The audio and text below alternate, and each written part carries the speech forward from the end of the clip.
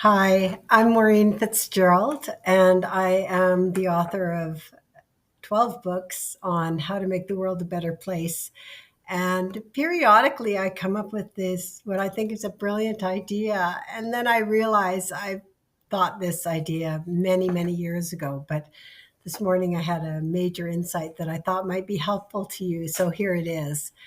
Um, I typed it up below, so if you want to print any of this, you're more than welcome to do so. But it's called Solve All Your Problems in, I think, 5 minutes. And what it comes down to is this. I was thinking of a difficult situation I had recently, and I realized that ultimately there are only 5 ways that you can respond. And the choice that you make about how to respond, or better yet, how to perceive it and how to respond, determines everything. So it determines whether or not the problem persists or goes away.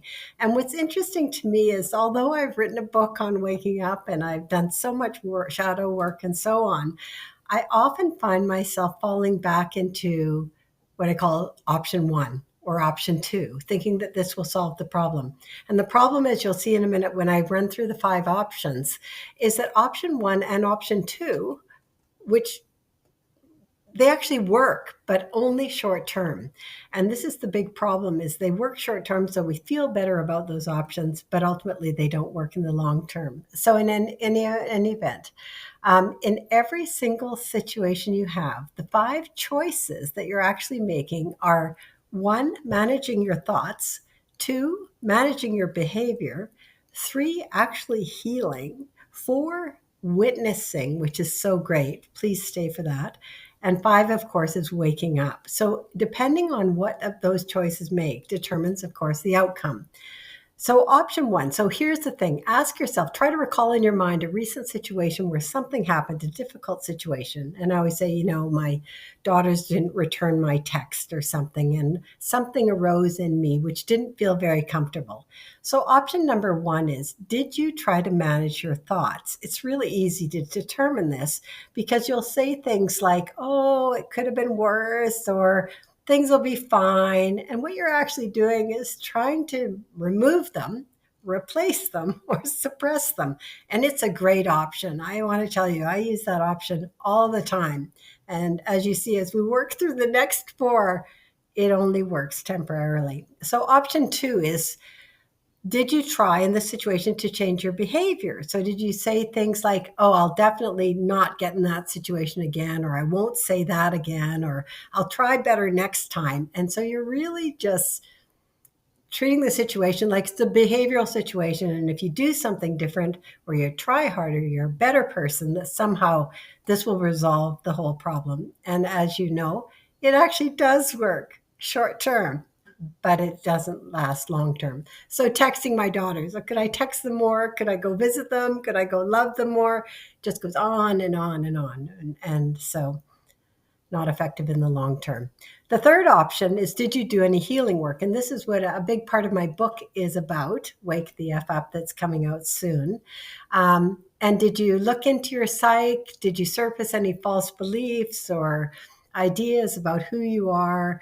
And did you do your inner child work, your shadow work? And were you able to shift those beliefs? So this, in my case, fundamental belief that I'm not a good mom, was I able to dig deeper and realize that that's a false belief and I don't have to carry it around? I love shadow work. I think it's really effective. Of course, I've written a book with that in it, a big part of it, but I also include the next 2 options, which I think are even more impactful. So, option 3, the question is: did you do this thing? And now, rarely do people do this, but I recommend this all the time, which is witness yourself, be the observer, psychologically pull yourself out of your body, look back at yourself, and say to yourself, what on earth are you doing? And why on earth are you reacting the way you are? And what's interesting is that little exercise, that little shift, separating yourself from yourself, is so powerful, because then you can be kind and say, oh my goodness, she's just responding because she's tired or whatever, or she has these thoughts in her mind about what her daughter's, whatever. But the witnessing is so powerful. Um, And you realize, of course, that you have choices, that you actually don't have to feel the way you're feeling. Amazing. You don't have to think the way you're thinking, which is equally amazing. So, option 4 is great, the witness. Option 5, of course, is, in my mind, the ideal, because I wrote a book on it. Did you wake up? And I ask you, did you stand very still? Did you try to clear your mind of thoughts? Did you activate a deep sense of centeredness and peacefulness inside your body, or awake awareness? And did you resonate in your body a pure sense of being loved?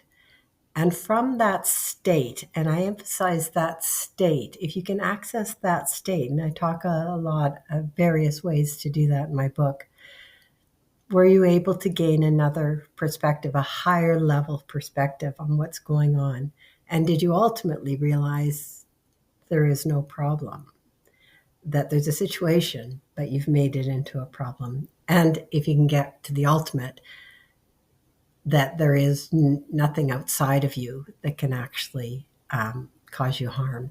So, in any event, as you can see, with all 5 options, however you perceive the situation and however you respond to it determines a full ripple effect of what happens to you, to the situation. It can make the problem worse, it can temporarily solve it, etc. But just understand it's your choice, right? Beautiful choices.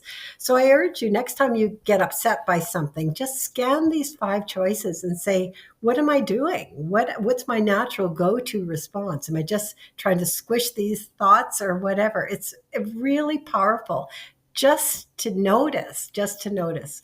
In fact, that's what I would say all of waking up is. So if you want to know more about me, you can go to my website, of course. I'm always putting things up. And have a fantastic weekend. Thank you for following me, and we'll catch up soon. Bye.